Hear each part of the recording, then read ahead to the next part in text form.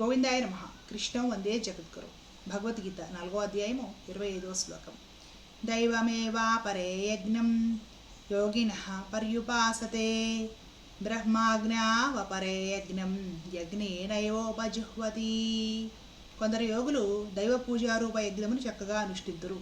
మరికొందరు యోగులు బ్రహ్మాగ్నియందు అనగా పరబ్రహ్మ పరమాత్మ రూపాగ్నియందు అభేద దర్శన రూపయజ్ఞము ద్వారా ఆత్మరూప యజ్ఞమును ఆచరిందురు.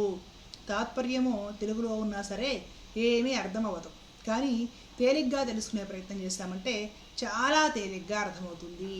ఇక్కడ పరమాత్మ భగవంతుడిని పొందడానికి రకరకాల మార్గాలు ఉన్నాయి అని ఆ మార్గాల గురించి తెలియజేస్తూ ఉన్నారు. బ్రహ్మార్పణం బ్రహ్మహవి అనే నిన్నటి శ్లోకంలో మనం కొంత తెలుసుకున్నాం. భగవంతుడిని ఆరాధించడానికి వేద శాస్త్రాలను అనుసరించి యజ్ఞము చేయడము, హోమము చేయడము ఇవన్నీ కూడా భగవత్ స్వరూపములే. కానీ అది మాత్రమే యజ్ఞం అనుకోకూడదు. మనము సనాతన జీవన విధానానికి అనుగుణంగా ధర్మశాస్త్రానుగుణంగా చక్కగా కర్తవ్యాలు నిర్వర్తిస్తూ ధర్మబద్ధంగా నడుచుకుంటూ చేయాల్సిన కర్తవ్యాలు ప్రతిఫలాపేక్ష రహితంగా చేస్తూ ఫలం భగవంతుడికి అర్పించి నిమిత్త మాత్రమై ఉంటూ ఆ విధంగా మనము కర్మ అనే యజ్ఞము చేసుకుంటూ పోవడం ఏదైతే ఉంటుందో అది కూడా మహాబ్రహ్మ యజ్ఞము కిందకు వస్తుంది. ఆ విధంగా కూడా పరమాత్మ ప్రాప్తి కలుగుతుంది. ఆ విధంగా ఆచరించడము, ఆ విధంగా ప్రయత్నించడము, సంకల్పం చేయడము, ఆ విధంగా ఆచరించే వాళ్ళు అంతా కూడా భగవన్మయమైన వారే అనేసి మనం తెలియజేసుకున్నాము. అవి కొన్ని దారులు. అలాగే ఈ శ్లోకంలో స్వామి ఇంకొన్ని దారులు చెప్తూ ఉన్నారు. బాగా గ్రహించాల్సిన విషయం ఏంటంటే పరమాత్మను పొందడానికి సాధనా పద్ధతుల్లో అలాగే మన జీవన విధానాల్లో కూడా రకరకాల దారులు ఉంటాయి. ఒక్కొక్కరు ఒక్కో దారి వారి సాంప్రదాయానుగుణంగా పట్టుకొని వెడుతూ ఉంటారు. ఏది తక్కువ కాదు, ఏది ఎక్కువ కాదు. అవన్నీ కూడా పరమాత్మ భగవద్గీతలో సూచించి కూడా ఉన్నారన్నమాట. ఇందులో స్వామి 2 దారులు సూచిస్తున్నారు. ఏమిటి అవి? ఒకటేమో కొందరు యోగులు దైవ పూజారూప యజ్ఞమును చక్కగా అనుష్ఠింతురు. దైవ పూజారూప యజ్ఞము ఏమిటి? శాస్త్రములో ఉన్న దేవతలను, వేదాలలో ఉన్న దేవతలను ఖచ్చితంగా ఆరాధించి తీరాల్సిందే. హోమము ద్వారా, యజ్ఞముల ద్వారా, దేవతార్చన ద్వారా, మంత్రజపం ద్వారా, ధ్యానం ద్వారా ఆ విధంగా దైవ పూజారూప యజ్ఞమును కూడా అందరూ చేయాలి. సనాతన ధర్మంలో ఈ విధమైన పద్ధతి ఉంటుందన్నమాట. వైష్ణవ సాంప్రదాయంలో కూడా చాలామంది విష్ణువుని మాత్రమే ఆరాధిస్తారు అనుకుంటారండి. విష్ణువుని పరమాత్మగా ఆరాధిస్తారు. పరివార దేవతలుగా వేదాలలో ఉన్న దేవతలను ఆరాధన చేయడం జరుగుతుంది. ప్రత్యేకించి యజ్ఞము, హోమము చేసేటప్పుడు, హవిస్సులు ఇచ్చేటప్పుడు వైష్ణవ పరంపరలో కూడా ఈ ఆచార్యులు లేదా ఋత్విక్కులు ఎవరైతే ఉంటారో వారు కూడా ఇతరతర దిక్పాలకులు, దేవతలు, వేదము చేత ప్రస్తుత చేయబడిన దేవతలు అందరికీ కూడా ఆహుతులు ఇవ్వడం ఇవన్నీ కూడా అన్ని విష్ణువాలయాల్లో జరుగుతాయి. అలాగే వైదికపరమైన క్రతువులు, హోమాలు, యజ్ఞాలు జరిగినప్పుడు కూడా ఇవన్నీ జరుగుతాయి అన్నమాట.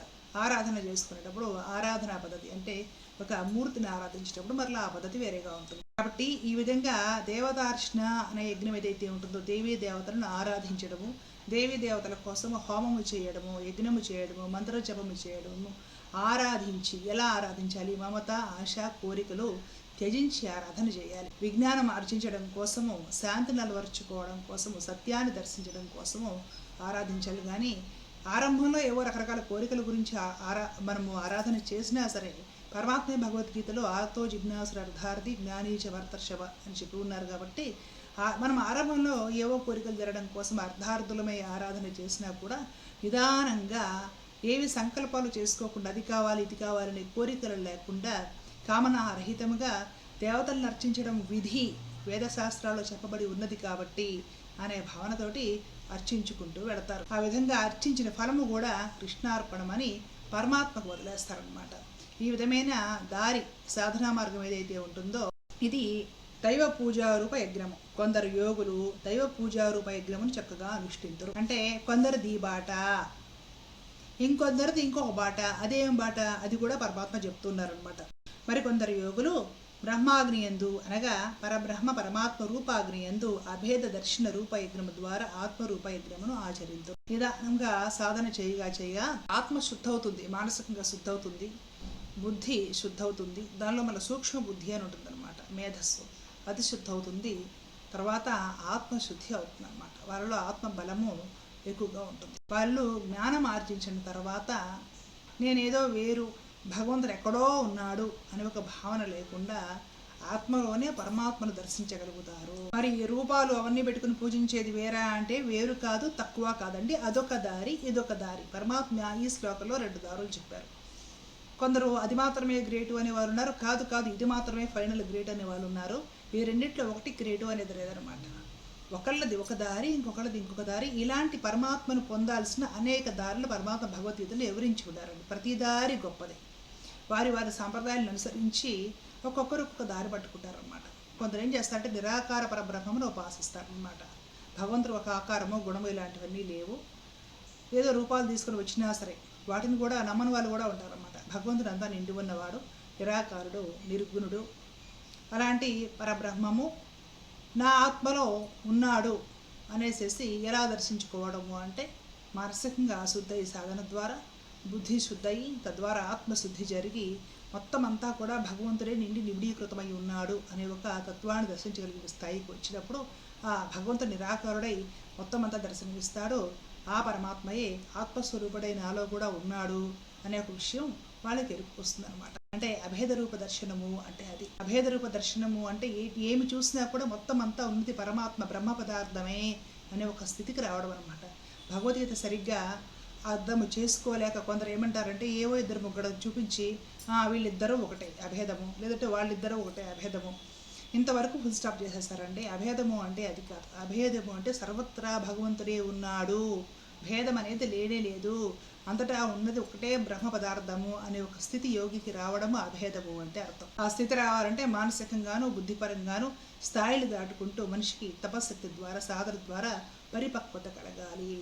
జ్ఞానము పరిపక్వ దశకు వచ్చిన తర్వాత ఆత్మ ఎందే ఆ పరమాత్మ దర్శనమిస్తారు. అన్నాలు మనిషి ఏమనుకుంటాడంటే నా ఆత్మ వేరు పరమాత్మ వేరు, ఆయన ఎక్కడో ఉన్నాడు ఇలా భావిస్తూ ఉంటాం. దేవుడా అనేసి అలా పైకి చూస్తాం, పైన ఎక్కడో ఉన్నాడు దేవుడు అనుకుంటాం మనం. ఆ స్థితి వచ్చిన తర్వాత ఎటు చూసినా కూడా అభేదమే, అంతటా దేవుడే, అంతటా నిండి ఉన్నాడు. నా హృదయంలో కూడా ఆత్మస్వరూపుడై ఆ భగవంతుడే ఉన్నాడు. ఆయనకు ఒక ఆకారం లేదు, ఒక రూపం లేదు, ఒక గుణము లేదు.